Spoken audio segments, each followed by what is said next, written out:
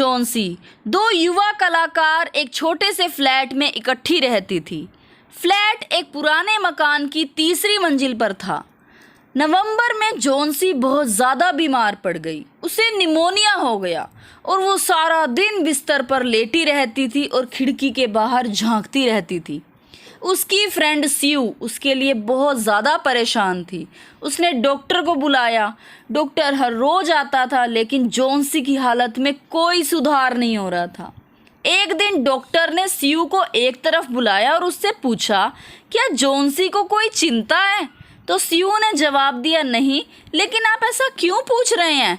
तब डॉक्टर ने कहा, ऐसा लगता है जैसे जॉन्सी ने ये बात मन में बिठा ली है कि वो कभी ठीक ही नहीं होगी। अगर ये जीवित नहीं रहना चाहती तो दवाइयाँ भी उसे ठीक नहीं कर सकेंगी।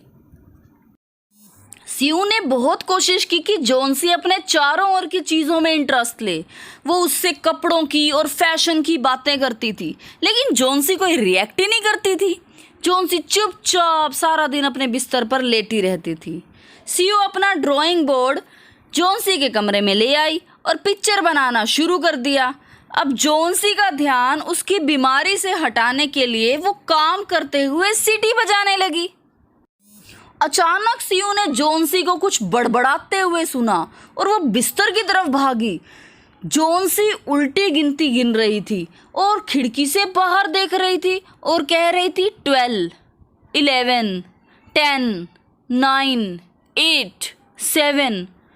तो उसने बड़े ही क्यूरियसनेस से खिड़की से बाहर देखा तो उसने देखा कि एक पुरानी आइवी की बेल खिड़की के सामने खड़ी थी और बेल के पत्ते बाहर तेजी से झड़ रहे थे। तो स्यू ने पूछा, ये क्या कर रही हो? तब जॉन्सी ने फिर से फुसफुसाते हुए बोला, 6। इतनी बात कहकर उसने कहा कि इस पर 3 दिन पहले 100 पत्ते थे, अब सिर्फ 5 बच गए हैं।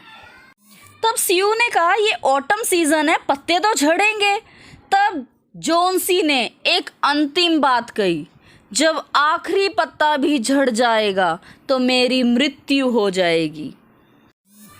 स्यू ने कहा, ओ क्या बकवास है, आइवी की बेल के पत्तों से तुम्हारे ठीक होने का क्या लेना देना?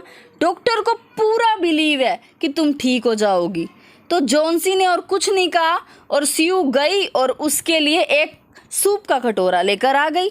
तब जॉन्सी ने कहा कि मुझे भूख नहीं है, सिर्फ अब 4 पत्ते रह गए हैं और अंधेरा होने से पहले मैं आखिरी पत्ते को गिरते हुए देखना चाहती हूँ, फिर मैं उसके बाद सदा के लिए सो जाऊंगी। स्यू जॉन्सी के पास गई और उसे बड़े प्यार से कहा, आप मरने नहीं जा रही हो।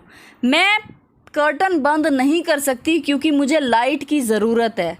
इस पेंटिंग को ख़त्म करके मैं हमारे लिए कुछ पैसा इकट्ठा करना चाहती हूँ। तो प्लीज़ तुम मेरे से एक वादा करो कि जब मैं पेंट कर रही हूँ तब आप इस खिड़की से बाहर नहीं देखोगी। स्यू ने कहा, मुझे एक ओल्ड माइनर की पेंटिंग बनानी है, इसके लिए मैं बेहरमैन को अपना मॉडल बनाने के लिए बुलाने जा रही हूँ।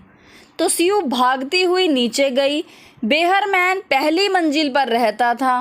वो 60 साल का पेंटर था और उसकी ज़िंदगी का सिर्फ एक ही सपना था कि वो ज़िंदगी में एक मास्टरपीस बनाना चाहता था। वो सपना अभी तक उसका पूरा नहीं हुआ था। स्यू बेहरमैन के पास गई और अपनी सारी चिंताएं बेहरमैन के सामने बता दी कि जॉन्सी को पक्का विश्वास हो गया है कि इस बेल के अंतिम पत्ते के गिरने के साथ ही वो मर जाएगी। बेहरमैन ने कहा, मैं तुम्हारे साथ चलूँगा और जॉन्सी से मिलूँगा। वो चुपके से कमरे में गए। जॉन्सी सो रही थी। स्यू ने कर्टन्स हटाए और वो दोनों साथ साथ अगले कमरे में चले गए। तब झांक कर खिड़की के बाहर देखा, उस बेल पर सिर्फ एक ही पत्ता रह गया था। बहुत ज़्यादा तेज बारिश हो रही थी, बर्फीली हवाएं चल रही थी और ऐसा लग रहा था कि वो पत्ता कभी भी किसी भी क्षण गिर सकता है। अब बेहरमैन ने कुछ भी नहीं कहा और वापस अपने कमरे में चला गया।